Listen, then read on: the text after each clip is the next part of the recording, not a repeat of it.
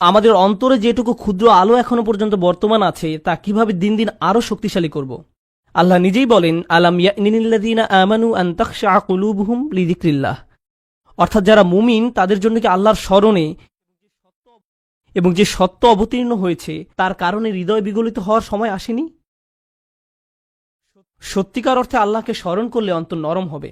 আপনার অন্তর যত বেশি আল্লাহকে স্মরণ করবে, কারণ আল্লাহ নূরুস সামাওয়াতি ওয়াল আরদ, আল্লাহ নবমণ্ডল এবং ভূমণ্ডলের নূর। আল্লাহকে আমরা যত বেশি স্মরণ করব তত বেশি আমাদের অন্তরে নূর ধারণ করতে পারবো। তাই তিনি বলছেন আল্লাহকে স্মরণ করো। এরপর তিনি বলেন কিভাবে তুমি আল্লাহকে স্মরণ করবে। আরবিতে এটাকে আতফে বায়ান বলা হয়। ওমা নাযালা মিনাল হক, যে সত্য অবতীর্ণ হয়েছে তার কারণে হৃদয় বিগলিত হওয়া উচিত। ওহির কারণে, কোরআনের কারণে। কোরআন নিয়ে গভীর চিন্তা করুন, কোরআনের মাধ্যমে আল্লাহকে স্মরণ করুন। যখন কোরআনের আয়াত তেলাওয়াত করবেন তখন কান্নাকাটি করুন। আল্লাহ যে উপহারটি আপনাকে দান করেছেন আপনার জীবনে তার অর্থ কি তা নিয়ে চিন্তা করুন। কোরআনে শুধু আল্লাহকে জ্যোতি হিসাবে উল্লেখ করা হয়নি, কোরআনকেও জ্যোতি হিসাবে উল্লেখ করা হয়েছে। ফাআমিনু বিল্লাহি ওয়া রাসূলিহি ওয়া নূরিল্লাযী আনজালনা। কোরআনে শুধু আল্লাহকে জ্যোতি হিসাবে উল্লেখ করা হয়নি, কোরআনকেও জ্যোতি হিসাবে উল্লেখ করা হয়েছে। সরাসরি কোরআনকে নূর বা জ্যোতি বলা হয়েছে। অতএব তোমরা আল্লাহ, তার রসুল এবং অবতীর্ণ নূরের প্রতি বিশ্বাস স্থাপন করো। আপনার নিজের ব্যক্তিগত উন্নতির জন্য কোরআনের সাথে যে সময় ব্যয় করেন, যখন আমরা বসে কোরআন পড়ব, গভীরভাবে ভাবব যে আমাদের প্রভু আমাদের কি বলছেন, তাহলে এই অনুশীলন আমাদের হৃদয়কে আলোকিত করে তুলবে। আর আমাদের জীবনে এই আলোর চেয়ে দামি কোনো সম্পদের অস্তিত্ব নেই। আমরা এখন এর মূল্য বুঝতে পারছি না, কিন্তু সেদিন এর মূল্য বোঝা যাবে যেদিন আমাদের চারপাশ গহীন অন্ধকারে নিমজ্জিত থাকবে। আমাদের বক্ষ এবং ডান হাত থেকে নির্গত আলো ছাড়া আর কোনো আলো থাকবে না, কোনো আলো থাকবে না। ولا يكونوا كالذين أوتوا الكتاب من قبل فطال عليهم الأمد فقست قلوبهم وكثير منهم فاسقون। তারা তাদের মতো যেন না হয় যাদেরকে পূর্বে কিতাব দেয়া হয়েছিল, তাদের উপর সুদীর্ঘ কাল অতিক্রান্ত হয়েছে, তাদের অন্তঃকরণ কঠিন হয়ে গেছে। তাদের নিকট কিতাব ছিল কিন্তু তারা এর কোনো মূল্য দেয়নি। এটা সম্ভব যে কোনো জাতির নিকট আল্লাহর কিতাব থাকতে পারে। আমাদের পূর্বে বিভিন্ন জাতির নিকট কিতাব ছিল, তাওরাত ছিল, ইনজিল ছিল, তাদের নিকট অনেক কিতাব ছিল, তারা সেটা থেকে কোনো উপকার গ্রহণ করেনি। লাম ইয়ান্তাফিউ মিনহা, তারা ওই বইগুলো থেকে কোনো উপকার নেয়নি। ওই কিতাবগুলো দিয়ে তাদের অন্তর আলোকিত করার কোনো চেষ্টা করেনি। হয়তো তারা ভুল উদ্দেশ্যে ওই বইগুলো ব্যবহার করেছিল, হতে পারে আনুষ্ঠানিকতা পালনের উদ্দেশ্য করেছিল, হয়তো তারা মাঝে মধ্যে শুধু তিলাওয়াত করে আনন্দ নিত। আল্লাহর কিতাবকে তারা এমন বিষয়ে পরিণত করেছিল। কোরআনও আজ আমাদের নিকটে এমন হয়ে গেছে। শুধু বিয়ে শাদী অনুষ্ঠানে এটা তেলাওয়াত করি, আমাদের অন্তর বিগলিত করার জন্য আজ আমরা কোরআন অধ্যয়ন করি না। এটা ইতিহাসের এক নির্মম ট্র্যাজেডি যে মানুষ আল্লাহর কিতাব থেকে উপকৃত হয় না, অথচ যা এসেছিল মানুষের অন্তরকে কোমল করে কিয়ামতের দিন আল্লাহর সামনে দণ্ডায়মান হওয়ার জন্য প্রস্তুত করতে। আর তাই এটা এখন আপনার আমার দায়িত্ব। এজন্যই বলা হয়েছে ওয়ালা ইয়াকুনু কাল্লাযীনা উতুল কিতাবা মিন ক্বাবল ফাতালা আলাইহিমুল আমাদ ফাকাসাত কুলুবুহুম। তাদের অন্তঃকরণ কঠিন হয়ে গেছে। যখন তাদের অন্তর কঠিন হয়ে পড়ে তখন সেখানে কোনো আলো ঢুকতে পারে না। কিয়ামতের দিন সে অন্তর আপনার কোনো উপকার করবে না। ওয়া কাসীরুম মিনহুম ফাসিকুন, তাদের অধিকাংশই পাপাচারী। আল্লাহ আযজা ওয়া জাল্লা এই কয়েকটি আয়াতে একজন বিশ্বাসীর জীবনের অন্যতম গুরুত্বপূর্ণ একটি চিত্র তুলে ধরেছেন। আজকে আমি আপনি যে ঈমান ধারণ করি সেটা ধ্রুব নয়। আমাদের অন্তরে যে ঈমানের জ্যোতি দেওয়া হয়েছে সেটা আজীবন থাকবে এমন কোনো গ্যারান্টি নেই। আজকে আমার ঈমান আছে বলেই আমি নিরাপদ, সেটা ভাবার কোনো অবকাশ নেই। কেউ আমাদের মুসলিম মনে করে সালাম দেয় আর আমরাও জবাবে ওয়ালাইকুম আসসালাম বলি, ফলে আমরা মনে করি যে আমরা সবাই মুসলিম, আমাদের সবার অন্তরে আলো আছে। কিন্তু এই আয়াতগুলোর মতে কিছু মানুষ কিয়ামতের দিন জেগে উঠে হতচকিত হয়ে পড়বে, কিছু মানুষ কিয়ামতের দিন জেগে উঠে অবাক হয়ে যাবে। সে বলবে আমি মনে করেছিলাম আমি তোমাদের সাথে, কিন্তু সে তার সাথে নয়। তাই ভালো হয় আমরা যদি এখনই বুঝতে পারি এটা স্বয়ংক্রিয় নয়, এটার গ্যারান্টি নেই। আপনাকে ব্যক্তিগতভাবে এর জন্য প্রচেষ্টা চালাতে হবে, আমাকে ব্যক্তিগতভাবে এর জন্য প্রচেষ্টা চালাতে হবে। বিচার দিবসে আপনার ঈমান যেমন আপনাকে সাহায্য করবে না, তেমনি আমার ঈমানও আপনাকে সাহায্য করবে না। আমরা সবাই নিজ নিজ চিন্তায় অস্থির থাকব, নিজেদের আলোর জন্য চিন্তা করব। ইরজিউ ওয়ারাআকুম ফালতামিসু নূরা, তোমরা পিছনে ফিরে যাও এবং আলোর খোঁজ করো। এখন আমরা একে অন্যের সাহায্য করতে পারি, এখন আমরা একে অন্যের ঈমান শক্তিশালী করার ক্ষেত্রে ভূমিকা রাখতে পারি, কিন্তু সেদিন আল্লাহর সাহায্য ছাড়া আর কোনো সাহায্য থাকবে না। আল্লাহ আযজা ওয়া জাল্লা আমাদেরকে তাদের অন্তর্ভুক্ত করুন যারা তাদের আলো সংরক্ষণ করবে। আল্লাহ আযজা ওয়া জাল্লা আমাদেরকে তাদের অন্তর্ভুক্ত করুন যারা দেয়ালের ক্ষতিকর পাশে থাকবে না। আল্লাহ আযজা ওয়া জাল্লা আমাদের নিজেদের এবং আমাদের প্রিয় মানুষদের মুনাফিকি থেকে রক্ষা করুন। আল্লাহ আমাদের অন্তরকে কঠিন হওয়া থেকে রক্ষা করুন। আল্লাহর স্মরণে এবং কোরআনের বাণীতে অন্তরকে আর্দ্র, নমনীয় এবং জ্যোতির্ময় করে দিন। বারাকাল্লাহু লি ওয়া লাকুম। আসসালামু আলাইকুম ওয়া রাহমাতুল্লাহ। যারা কোরআন নিয়ে পড়াশোনা করে, কোন কোন বোন বলে আমি কত শব্দ জানি না, কত সূরা মুখস্থ করা বাকি, তাজবিদ ঠিক মতো জানি না, এটা জানি না, ওটা জানি না, এতটুকু জানলে এরপর সব ঠিক হবে, কিন্তু আমি এখন কিছুই জানি না। মানুষ সবসময় চিন্তিত সংখ্যা নিয়ে, কত বেশি আর কত, আর কত কম, কত বেশি, কত বেশি আর কত কম। তারা শেষ করে ফেলতে চায় আর মনে করে এখনো তার কিছুই করতে পারেনি। আল্লাহ পাক যদি মানুষকে আমন্ত্রণ করেন একটি পথের দিকে, সবাই কি একই গতিতে আগাচ্ছে? না, কেউ খুব দ্রুত আগাচ্ছে, কেউ খুবই ধীরে, কেউ এতই ধীরে আপনি তাদের কোনোই অগ্রগতি দেখতে পাবেন না, এতই ধীরে স্পিডোমিটারে এটি ধরাই পড়বে না, এতই ধীরে, কিন্তু তারাও ঠিকই আগাচ্ছে। সমস্যাটি হলো আমরা চাই সবাই একই গতিতে আগাক।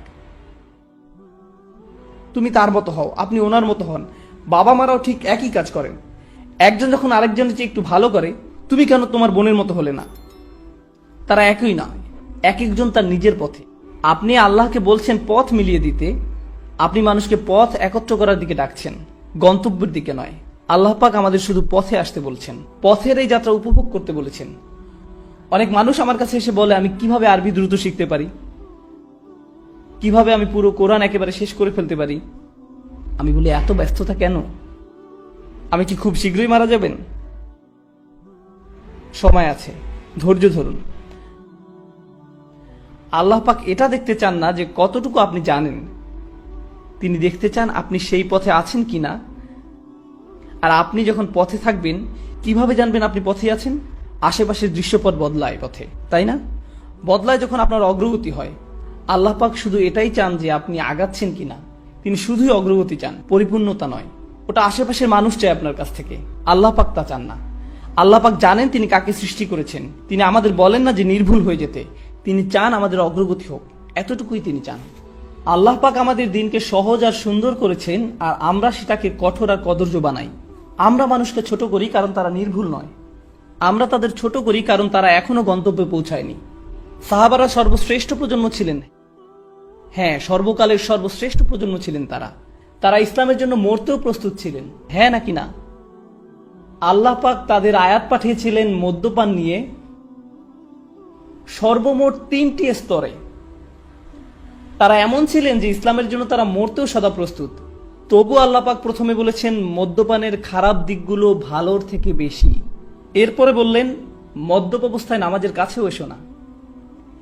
এরপর সূরা মায়েদায় নাজিলের সময় অনুযায়ী একেবারে শেষ সূরাগুলোর মধ্যে একটি, সেখানে তিনি বললেন এটি শয়তানের সাহায্যকারী, তোমরা থামাও। তাহলে সাহাবারা যারা কিনা সেরা প্রজন্ম, আল্লাহ পাক তাদের থেকেও আশা করেননি যে তারা সাথে সাথে মদ্যপান ছেড়ে দিবেন। তিনি যদি চাইতেন তিনি একেবারে শুরুতেই এই আয়াত দিতে পারতেন। এখন দেখুন, মদ্যপান শুধু হারাম নয়, বরং এটি খুবই খারাপ অভ্যাস। এখানে পার্থক্য আছে। যেমন শুকর খারাপ কিছু নয়, কিন্তু এটি হারাম। আপনি শুকর দেখে বললেন আস্তাগফিরুল্লাহ, শয়তান। না না, এটি শুকর, না খেলেই চলবে। আল্লাহ পাক বানিয়েছেন এটি খারাপ কিছু নয়। কিন্তু মদ্যপান এটি শুধু হারাম নয়, এটি একটি খারাপ অভ্যাসও বটে। সব সময় এটি শয়তানের সাহায্যকারী ছিল। কুরআন নাজিলের প্রথম বছরেও শয়তানের সাহায্যকারী ছিল, কুরআন নাজিলের 23তম বছরেও এটি শয়তানের সাহায্যকারী ছিল। কিন্তু এটি খারাপ হলেও আল্লাহ পাক সিদ্ধান্ত নিয়েছেন যে সাহাবারা ওই পথে যথেষ্ট আগায়নি, তাই তারা প্রস্তুত নয়, তারা আরেকটু আগাক। তাই প্রথমে বললেন যে খারাপ দিকগুলো ভালোর থেকে বেশি। এরপর আরেকটু আগানোর পর বললেন যে অন্তত ওই অবস্থায় নামাজে এসো না। তারপর একটা সময় পরে তিনি বললেন হ্যাঁ, এখন তোমরা প্রস্তুত, এখন থামো। সর্বশ্রেষ্ঠ প্রজন্মকেও আল্লাহ পাক সময় দিয়েছেন অনেক এই পথে অগ্রসরের জন্য। আর আমরা কি করি? আজকে যদি একজন মদ্যপ ব্যক্তি মসজিদে আসে, একেবারে মদ্যপ, কয়েকটি বিয়ার খেয়েছে সে, বেশ দূরে থেকেও আপনি গন্ধ পাচ্ছেন, এসে ঢুলতে ঢুলতে বললো আমি নামাজ পড়তে চাই, কি করবো আমরা তাকে নিয়ে? ঘাট ধরে বের করে দিবেন। আর যখন বের করে দিলেন, এরপর সে কোথায় যাবে? আবার সেই বারে আবার মদ খেতেই যাবে। সে আল্লাহ পাকের ঘরে এসেছিল, সে আল্লাহর পথে অনেক বড় একটি পদক্ষেপ নিয়েছিল, আর আপনারা বললেন ফিরে যাও। এই পদক্ষেপ আমাদের জন্য যথেষ্ট নয়, ফিরে যাও। আল্লাহ পাক চান যেন এই পথে আপনি অগ্রসর হন। আর আপনাকে অন্যদেরকে সাহায্য করতে হবে এই পথে অগ্রসর হবার জন্য। হয়তো কেউ একটু বেশি সময় নেবে আর কেউ কম সময় নেবে। আল্লাহ পাক আমাদেরকে উদাহরণ দিয়েছেন মাটিতে বীজ বপনের, তাই না? আপনাদেরকে বলি, গত 1 বছরে আমার লেকচারগুলোতে এই একই প্রশ্ন আমাকে প্রায় 1000 বার করা হয়েছে। একই প্রশ্ন আমাকে প্রায় 1000 বার করা হয়েছে। লোকজন আসে এবং বলে, ওস্তাদ আমার স্বামী নামাজ পড়ে না, আমার ছেলে নামাজ পড়ে না, আমার স্ত্রী নামাজ পড়ে না, আমার বোন একদমই সালাত আদায় করে না, আমার চাচা নামাজ আদায় করে না, আমার বাবা ঠিকমতো নামাজ আদায় করে না, আমি কিভাবে তাদের নামাজ পড়াতে পারি? এমন একটা কিছু বলুন যাতে তারা একদম একেবারে বদলে যায়। আমি তখন বলি, আচ্ছা দাঁড়ান ভেবে দেখি। এমন কিছু আমার কাছে নেই। একজন কৃষক প্রথমে কি করেন? বীজ মাটিতে বপন করেন, এরপর পানি দেন, এরপর ঘুমাতে যান, উঠে দেখেন পরিষ্কার আছে কিনা, এরপর আবার পানি দেন, এরপর ঘুমাতে যান, আবার পরের দিন আবার দেখেন, পোকামাকড় থাকলে সরান, আল্লাহ পাকের কাছে দোয়া করেন। এত কিছু তিনি কেন করেন? কোনো অগ্রগতি কি তিনি দেখতে পান? না, যা হচ্ছে সব মাটির নিচে, সে নিজে কিছুই দেখতে পায় না। সে কি বলে যে এখনই ফসল ফলাতে হবে? বীজটা মাটি থেকে টেনে বের করে এরপর আবারও টানাটানি করে দেখি কিছু হয় কিনা।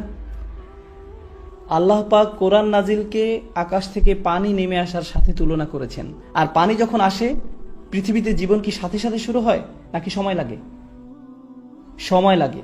অনেকে তাদের জীবন খুবই দ্রুত পরিবর্তন করতে পেরেছেন, আবার অনেকের সময় লেগেছে। সময় লাগে। হযরত আবু বকর রাদিয়াল্লাহু তাআলা আনহু সাথে সাথে নিজেকে পরিবর্তন করতে পেরেছিলেন, কিন্তু অনেক সাহাবার সময় লেগেছে। ওমর বিন খাত্তাব প্রায় 5 বছর লেগেছে।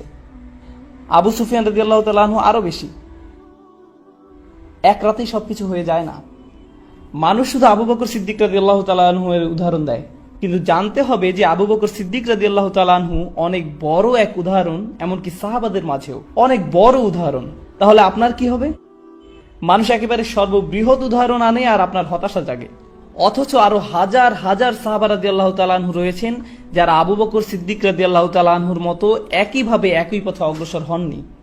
তারা তাদের সময় নিয়েছেন।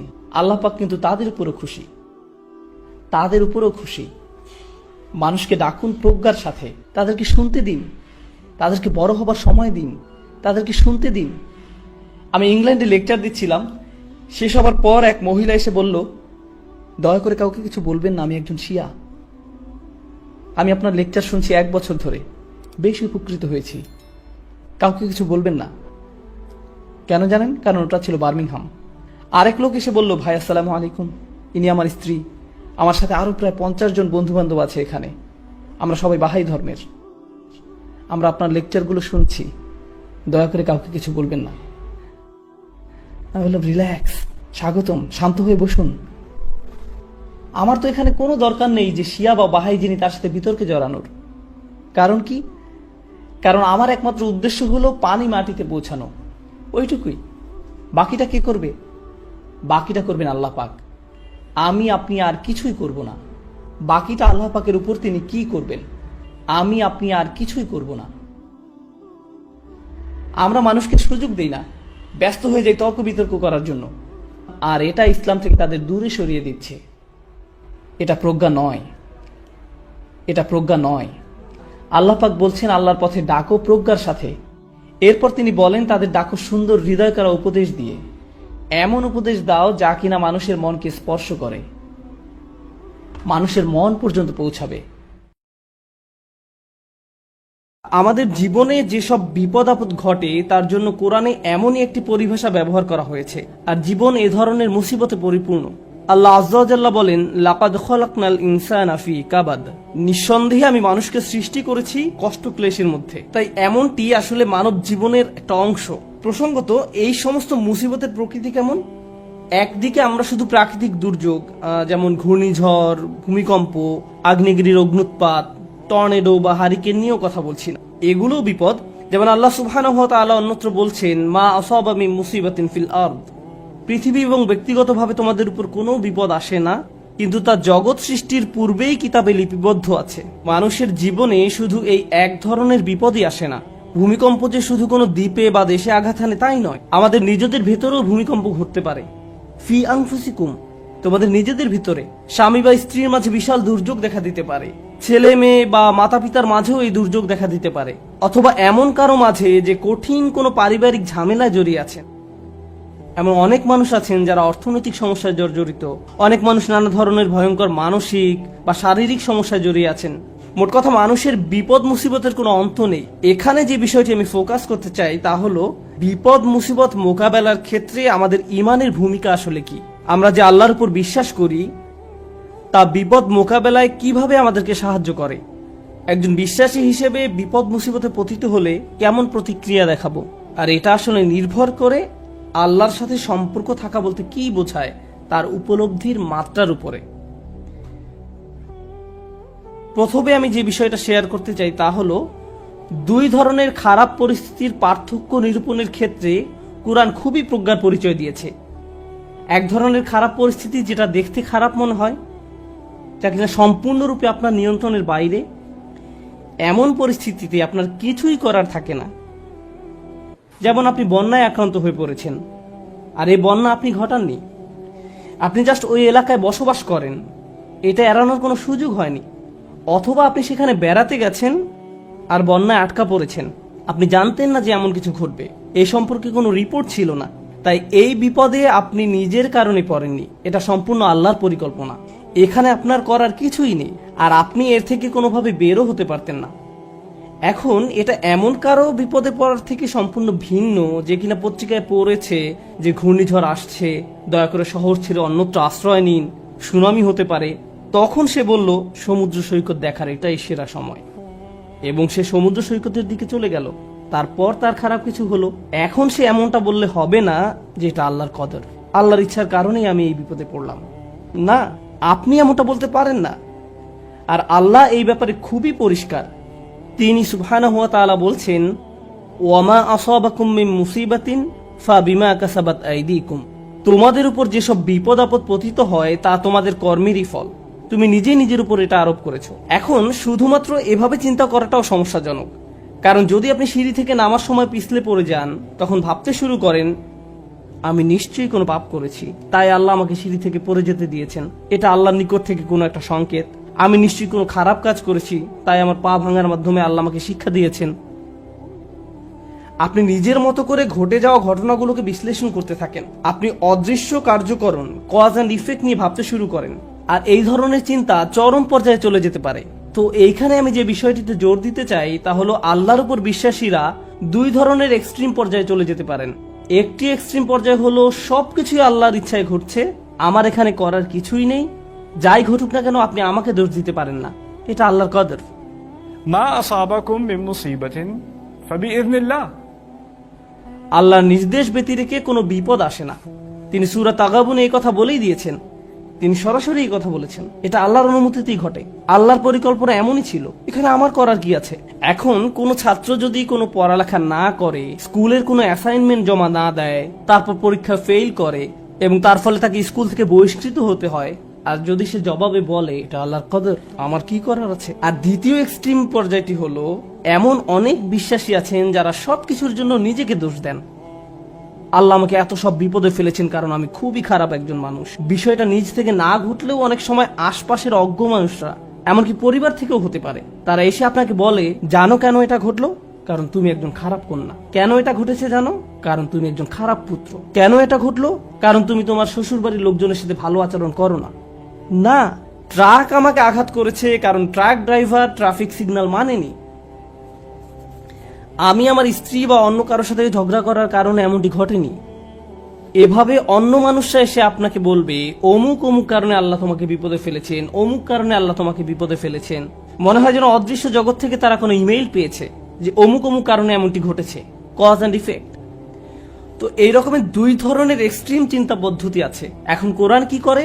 কোরআন সবকিছুর মতো এখানেও ভারসাম্য দান করে। প্রসঙ্গত এই ভারসাম্যপূর্ণ উপলব্ধি যদি আপনার না থাকে, জীবনের অনেক কিছুই তাহলে মেলাতে পারবেন না।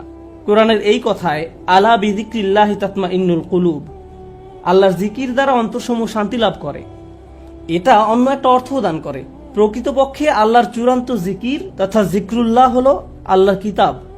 আর আল্লাহর কিতাব, তাই আমি যুক্তি দেখাবো, আপনি যদি জীবনের সমস্যাগুলোকে কোরআনের আলোকে বুঝতে ব্যর্থ হন, তাহলে সুবহানাল্লাহ, আলহামদুলিল্লাহ জিকির করা সত্ত্বেও আপনার অন্তরে প্রশান্তি পাবেন না।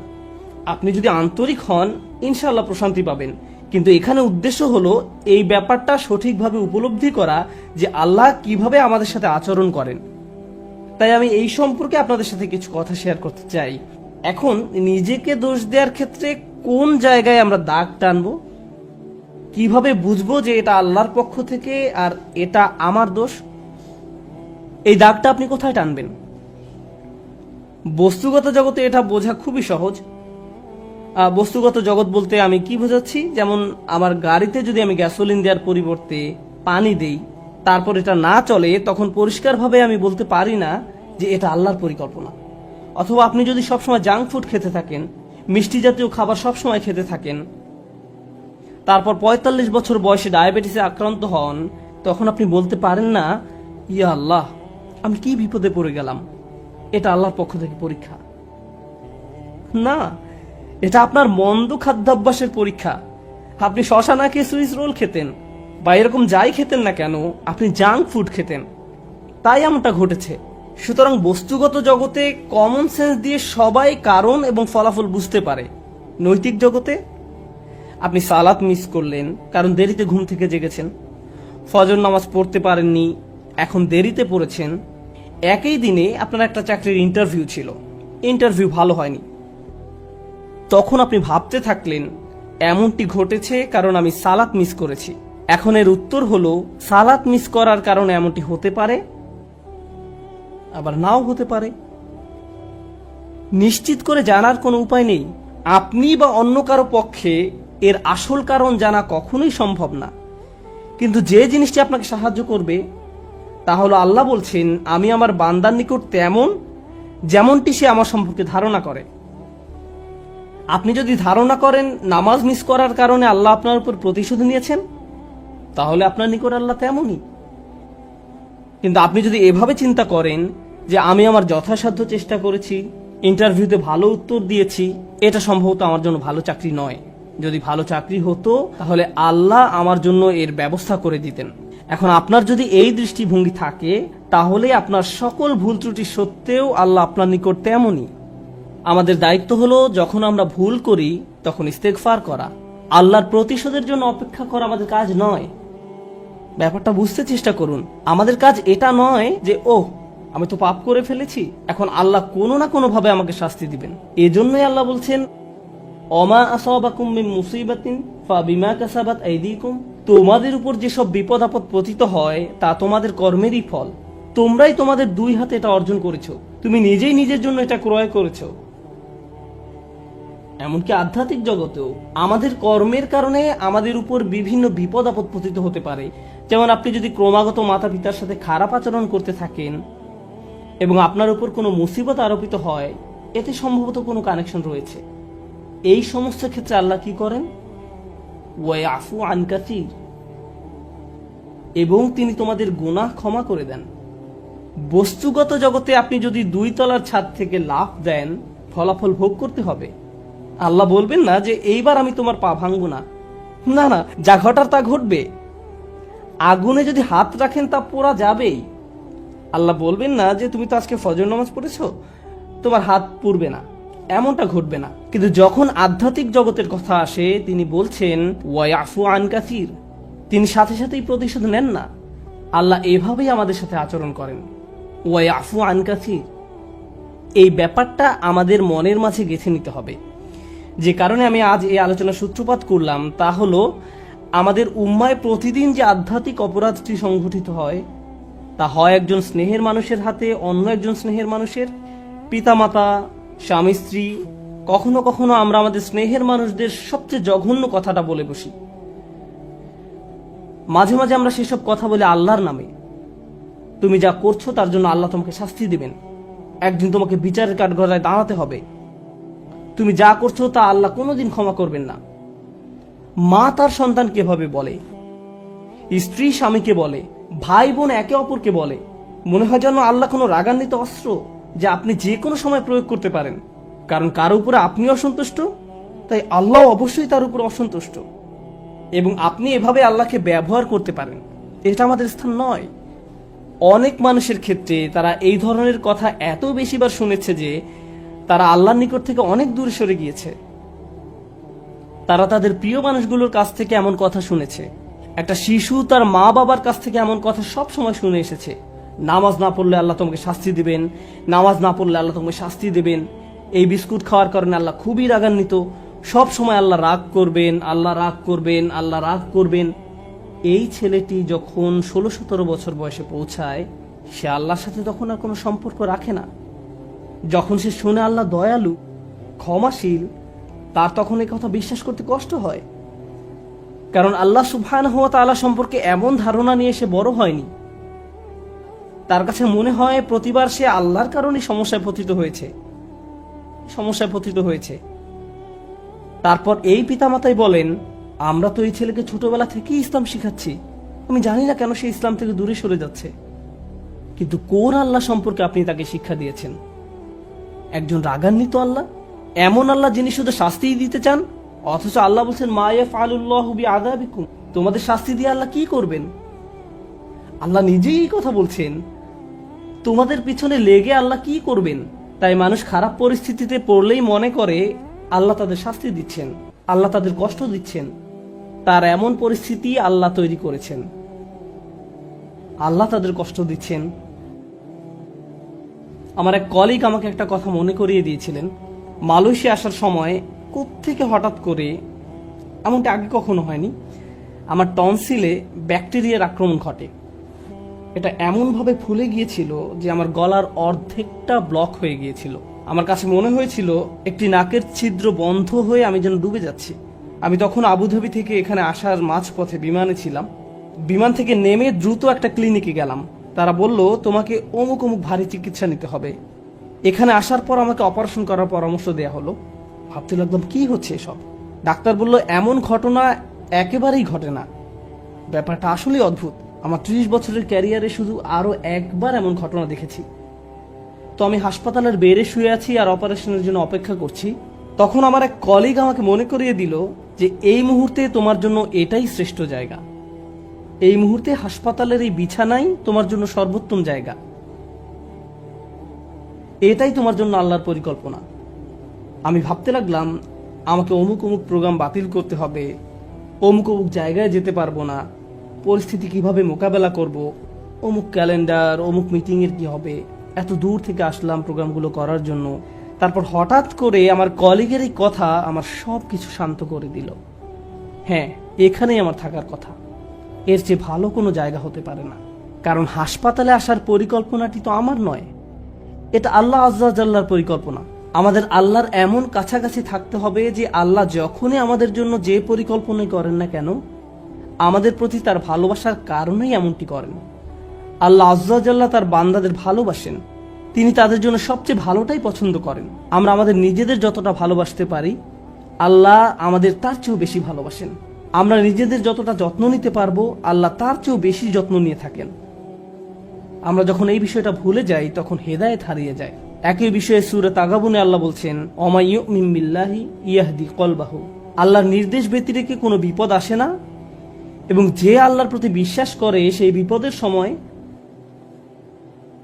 কারণ আপনি তো এমনিতেই আল্লাহকে বিশ্বাস করেন, যখন মুসিবতে পড়েন কেবল তখনই প্রশ্ন করতে শুরু করেন, আল্লাহ কেন আমার সাথে এমনটি করছেন। ঠিক সে সময়ের জন্য আল্লাহ ওমা ইউমিন বিল্লাহ এই বাক্যটা ব্যবহার করেছেন। যে কেউ সত্যিকার অর্থে আল্লাহকে বিশ্বাস করে, হ্যাঁ, আপনি সব সময় বলেন আল্লাহ রহমান, আপনি কি আসলে অনুভব করেন আল্লাহ রহমান? না, এই মুহূর্তে তিনি সম্ভবত জুনতিকম, এই মুহূর্তে তিনি সম্ভবত সেই সত্তা যিনি প্রতিশোধ নিয়ে থাকেন।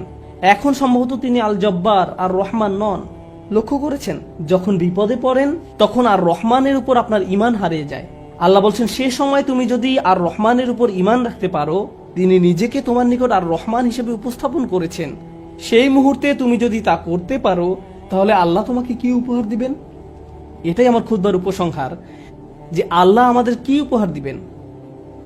আমি স্বাস্থ্য চাই, অসুস্থতা থেকে সুস্থ হতে চাই, আমি চাকরি চাই, আমি টাকা চাই, আমি উত্তম পারিবারিক অবস্থা চাই, আমি বর্তমান অবস্থা এড়াতে চাই, আমি চাই অন্য মানুষ যেন আমাকে কোনো কষ্ট না দেয়, আমি চাই মানুষ যেন আমাকে নিয়ে কথা না বলে, যেটাই হোক না কেন কিছু একটা আপনাকে খুব বিরক্ত করছে। আপনি ভাবছেন, ইস, যদি এই সমস্যাটা পার করতে পারতাম, জীবন মনে হয় প্রশান্তিতে পরিপূর্ণ হয়ে যেত। আমাদের সবারই জীবনে কোনো না কোনো সমস্যা রয়েছে যা আমাদের শান্তিতে ঘুমাতে দেয় না। আর আমরা ভাবতে থাকি, ওহ ভাই, যদি এই সমস্যাটা চলে যেত অনেক ভালো থাকতাম। কিন্তু জানেন কি হয়? যদি এই সমস্যাটা চলে যায়, পরবর্তীতে আরেকটা এসে হাজির হয়। আর যখন নতুন সমস্যা এসে দেখা দেয়, আপনি ভাবেন পূর্বের সমস্যাটা আরো সহজ ছিল। এটা তো অনেক বড় সমস্যা। আপনি যদি আল্লাহর উপর ভরসা রাখতে পারেন, আল্লাহ আপনাকে কি দিবেন? তিনি আপনার সমস্যা শেষ করে দেন না। এই পৃথিবীর জীবনে আপনি কখনো সমস্যা ছাড়া থাকতে পারবেন না। যদি সমস্যা চলে যেত, তাহলে ইয়াকুব আলাইহিস সালামের জন্য আমাদের তুলনায় অনেক আগেই সেটা দূর হয়ে যেত। যদি ঈমান থাকার মানে হয় আপনার কোনো সমস্যা থাকবে না, তাহলে মরিয়ম আলাইহিস সালামের কোনো সমস্যা থাকা উচিত ছিল না। রাসূল সাল্লাল্লাহু আলাইহি সাল্লামেরও কোনো সমস্যা থাকার কথা ছিল না। আল্লাহর কাছাকাছি মানুষদের জীবনী পড়লে আপনি দেখবেন তাদের জীবন ছিল সমস্যায় পরিপূর্ণ, বড় বড় সমস্যা। আর আপনি শুধু এই সমস্যাগুলোর কথাই পড়ছেন। আপনি পড়ছেন তারা কিভাবে একটা সমস্যা থেকে আরেকটা সমস্যা জীবন অতিবাহিত করে গেছেন। আল্লাহর একজন মহান রসুল ছিলেন ইউসুফ আলাইহিস সালাম। তার জীবনের দিকে তাকালে দেখবেন ছোটবেলা থেকেই তিনি সমস্যায় আক্রান্ত ছিলেন। তাহলে আমি এই প্রশ্নটি বারবার করছি, আল্লাহ তাহলে আপনাকে কি দিচ্ছেন? আপনার জীবনের অতি ভয়াবহ সমস্যার সময় যখন আল্লাহর উপর পূর্ণ বিশ্বাস রাখেন, এর বিনিময়ে আল্লাহর কাছ থেকে কি পাবেন? যখন মানুষ আপনাকে বলতে থাকে আল্লাহ তোমাকে অপছন্দ করেন, তাই তোমার জীবনে এসব ঘটছে, বিপরীতে আপনিও ভাবতে শুরু করে দেন আল্লাহ মনে হয় আমাকে শাস্তি দিচ্ছেন, তাই আমার জীবনে এসব বিপদ আপদ ঘটছে। সেই মুহূর্তে যদি আপনি আল্লাহ সম্পর্কে সুধারণা পোষণ করতে পারেন, আল্লাহর প্রতি ভালোবাসা, নির্ভরতা এবং বন্ধন বজায় রাখতে পারেন যে না, আল্লাহ আপনাকে কখনো ছেড়ে যাবেন না, এর বিনিময়ে তিনি আপনাকে কি দেবেন? তিনি সে লোকের হৃদয়কে পথ দেখান। আমি আপনাদের গ্যারান্টি দিচ্ছি, যদি আপনার সমস্যা চলে যায়, যদি সে সমস্যাটা অর্থ সংক্রান্ত হয়ে থাকে, এরপর অর্থ আসতে থাকে, যদি এটা পারিবারিক সমস্যা হয়ে থাকে এবং সমস্যাটা দূর হয়ে যায়, এই দুনিয়ার কোনো অর্জনই সেই একটা গিফটের তুলনায় কোনো মূল্য বহন করে না। আর সে একটি গিফট হলো ইয়াহদি কলবাহু, তিনি সে লোকের হৃদয়কে পথ দেখান। আপনার অন্তরে প্রশান্তি থাকবে, জীবনে যাই ঘটুক না কেন আপনার মুখে তখনও হাসি থাকবে। তখন মানুষ আপনার দিকে তাকিয়ে বলবে, আরে তুমি হাসছো কেন? তুমি কিভাবে ঠিক আছো? দেখো না তোমার কি অবস্থা হয়েছে। আপনি তখন বলবেন, হ্যাঁ, সব ঠিক আছে। যদি আপনি এই আচরণ রপ্ত করতে পারেন, এমন অনেক মানুষ রয়েছে যাদের টাকার কোনো অভাব নেই, তারপরেও তারা ঘুমাতে পারে না। আপনার কল্পনায় যেসব কিছু মানুষের জন্য সুখ নিয়ে আসার কথা, তার সবই তাদের আছে, কিন্তু তবু তাদের মানসিক শান্তি নেই। তাদের নেই সেটা, তারা নিজেদের উপর খুশি নয়, বিভিন্ন রকম ড্রাগ এবং মদ পান করে, বাস্তব দুনিয়া থেকে নিজেদের সরিয়ে রাখে। তারা বাস্তবতার মুখোমুখি হতে পারে না। অন্য মানুষরা তাদের ভিডিও দেখে বলে, ওয়াও, তাদের বাচ্চাদের দোলনাটা কি সুন্দর, তাদের গাড়িটাও কি চমৎকার, আমরাও এগুলো চাই। ইয়া লাইতালানা মিসলা মা উতিয়া করুন, ইস, কারুনের যা আছে আমার যদি তা থাকতো। বসের মতো জীবন। পক্ষান্তরে আপনি যদি আল্লাহর দিকে ফিরেন, তাহলে তিনি আপনাকে এমন কিছু দান করবেন যা কোনো টাকার অঙ্কে কেনা সম্ভব নয়। খ্যাতি বা জনপ্রিয়তা যা আপনাকে দিতে পারবে না, আর তা হলো ইয়াহদি কলবাহু, তিনি আপনার হৃদয়কে পথ দেখাবেন। এটাই ইমানের সর্বশ্রেষ্ঠ পুরস্কার, এটাই হলো বিপদে পড়ার সর্বশ্রেষ্ঠ পুরস্কার। এখন আলোচনার উপসংহারে এসে বলতে চাই, মানুষ অনেক সময় বিভিন্ন সমস্যা আটকে পড়ে। আপনি আটকে পড়েছেন, আমি আটকে পড়েছি। কখনো কখনো আমরা এখান থেকে মুক্তির কোনো উপায় দেখি না।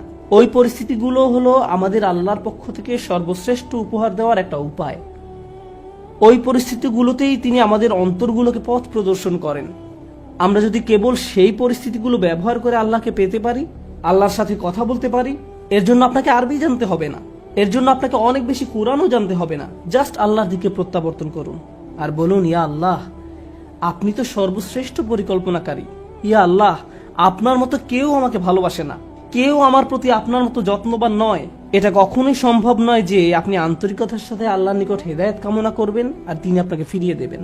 আপনি যদি আল্লাহর কাছে একটা গাড়ি চান, তিনি হয়তো আপনাকে তা নাও দিতে পারেন। একটা বাড়ি চান, তিনি হয়তো আপনাকে তা নাও দিতে পারেন। আপনি যদি তার নিকট আপনার রোগ ভালো করে দেওয়ার জন্য দোয়া করেন, হয়তো তিনি ভালো করবেন অথবা ভালো করবেন না। কিন্তু একটি বিষয়ে নিশ্চিত তিনি আপনাকে দিবেন, যদি আপনি আন্তরিকতার সাথে প্রার্থনা করেন, আর তা হলো হেদায়েত। তার সন্তুষ্টিপ্রাপ্ত বান্দাদের দলে চলার পথ, গাইডেন্স, তিনি আপনাকে এটা দেবেন। আর যখন তিনি আপনাকে এটা দান করবেন, তখন এমনিতেই অন্য সব সমস্যার সমাধান হয়ে যাবে। আল্লাহ তাআলা আমাদেরকে সেসব মানুষদের অন্তর্ভুক্ত করুন যার সত্যিকার অর্থে তার নিকট হেদায়েত চায়, আর আমাদের জীবনের সকল সমস্যাগুলোকে তার কাছাকাছি হওয়ার মাধ্যমে পরিণত করুন, যেন তার নিকট থেকে আমরা হেদায়েত পেতে পারি।